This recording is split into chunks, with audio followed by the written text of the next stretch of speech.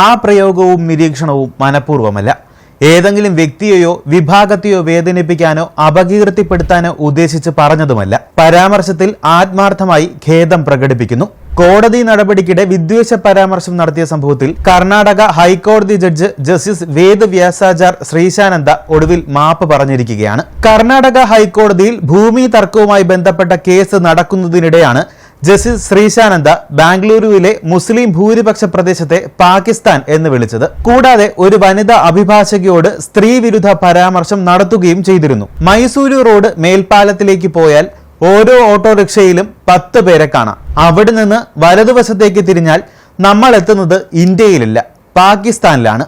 ഇവിടെ നിയമം ബാധകമല്ല. ഇതാണ് യാഥാർത്ഥ്യം. എത്ര കർശനമായി നിയമം നടപ്പിലാക്കുന്ന പോലീസുകാരനാണെങ്കിലും അവിടെയുള്ളവർ അദ്ദേഹത്തെ തല്ലിച്ചതയ്ക്കും എന്നായിരുന്നു ജഡ്ജിയുടെ പ്രസ്താവന. ജസ്റ്റിസ് ശ്രീശാനന്ദയുടെ പ്രസ്താവം വ്യാപകമായി പ്രചരിക്കുകയും ശക്തമായ പ്രതിഷേധമുയരുകയും ചെയ്തിരുന്നു. തുടർന്ന് ചീഫ് ജസ്റ്റിസ് DY ചന്ദ്രചൂഡിന്റെ നേതൃത്വത്തിലുള്ള സുപ്രീം കോടതി 5-അംഗ ബെഞ്ച് വിഷയം ഗൗരവപൂർവ്വം പരിഗണിക്കുകയും ഇത് സംബന്ധിച്ച റിപ്പോർട്ട് സമർപ്പിക്കാൻ കർണാടക ഹൈക്കോടതി രജിസ്ട്രാർ ജനറലിനോട് ആവശ്യപ്പെടുകയും ചെയ്തിരുന്നു. ഈ പശ്ചാത്തലത്തിൽ ജസ്റ്റിസ് ശ്രീശാനന്ദ ഖേദപ്രകടനത്തിന് സന്നദ്ധനായത്.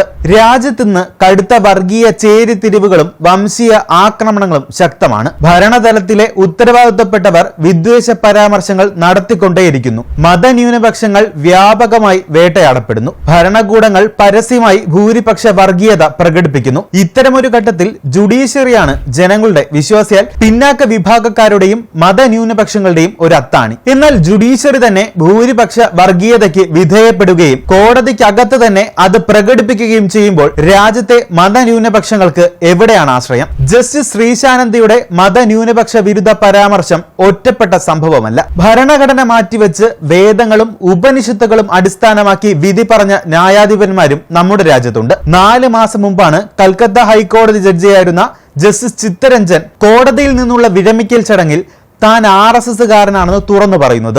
RSSനെ വാനോളം പുകഴ്ത്തുകയും അദ്ദേഹം ചെയ്തിരുന്നു. കൽക്കത്ത ഹൈക്കോടതി ജഡ്ജിയായിരുന്ന അഭിനന്ദ് ഗംഗോപാധ്യ സർവീസിൽ നിന്ന് രാജിവെച്ച് BJPയിൽ ചേർന്നത് മാസങ്ങൾക്ക് മുമ്പായിരുന്നു. അഭിഭാഷകയായിരിക്കെ മുസ്ലിങ്ങൾക്കും ക്രിസ്ത്യാനികൾക്കുമെതിരെ നിരന്തരം വിദ്വേഷ പ്രസംഗം നടത്തിയ ന്യൂനപക്ഷ വിരുദ്ധ പ്രസംഗത്തിൽ കുപ്രസിദ്ധി ആർജിച്ച ലക്ഷ്മണചന്ദ്ര വിക്ടോറിയ ഗൗരിയാണ് കഴിഞ്ഞ ഫെബ്രുവരിയിൽ മദ്രാസ് ഹൈക്കോടതി ജഡ്ജിയായി ഉയർത്തിയത്.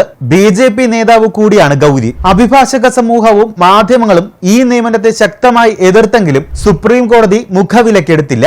ജഡ്ജിമാർ ഹിന്ദുത്വ അനുകൂല വിധി പ്രസ്താവിക്കുന്നതും വിരമിച്ച ഉടനെ അവർക്ക് കേന്ദ്ര ഭരണ പ്രദേശങ്ങളിൽ നിയമനം ലഭിക്കുകയും ചെയ്യുന്നത് പതിവ് സംഭവമായി മാറിക്കൊണ്ടിരിക്കുകയാണ്. സ്വതന്ത്രമായ ജുഡീഷ്യറി ഭരണഘടനയുടെ അടിസ്ഥാന ഭാഗവും ജനാധിപത്യത്തിന്റെ അനിവാര്യ ഘടകവുമാണ്. നിഷ്പക്ഷതയും ന്യായബോധവുമാണ് ജുഡീഷ്യറിയുടെ മുഖമുദ്ര. നിഷ്പക്ഷത ജുഡീഷ്യറിയുടെ ആത്മാവാണെങ്കിൽ സ്വാതന്ത്ര്യം അതിന്റെ ജീവരക്തമാണെന്ന് വിശേഷിപ്പിക്കപ്പെടാറുണ്ട്. ഒരു രാജ്യത്തിന്റെ നിലവാരം അളക്കുന്നത് അവിടുത്തെ കോടതികൾ എത്രമാത്രം സ്വതന്ത്രമാണ് എന്നുകൂടി പരിഗണിച്ചതാണ്. ന്യായാധിപന്മാർ ബാഹ്യ സമ്മർദ്ദങ്ങളിൽ നിന്നും പക്ഷപാതങ്ങളിൽ നിന്നും മുക്തരാണെങ്കിൽ മാത്രമേ നിഷ്പക്ഷ ജുഡീഷ്യറി സംവിധാനം സാധ്യമാവുകയുള്ളൂ. പരാതിയുമായി കോടതികളിൽ എത്തുന്നവരെ മൂല്യബോധത്തോടെയും നീതിബോധത്തോടെയും അഭിമുഖീകരിക്കാൻ അവർക്ക് സാധിക്കണം. അതില്ലാതാകുമ്പോഴാണ് നീതിപീഠത്തിൽ നിന്ന് പാകിസ്ഥാൻ പ്രയോഗങ്ങൾ പോലുള്ളത് പുറത്തു വരുന്നത്. ഭരണഘടനാ കോടതികളിലെ ജഡ്ജിമാരുടെ പെരുമാറ്റം സംബന്ധിച്ച് ചട്ടങ്ങൾ തയ്യാറാക്കുമെന്ന് ശ്രീശാനന്ദയുടെ അനുചിതമായ പരാമർശത്തെക്കുറിച്ച്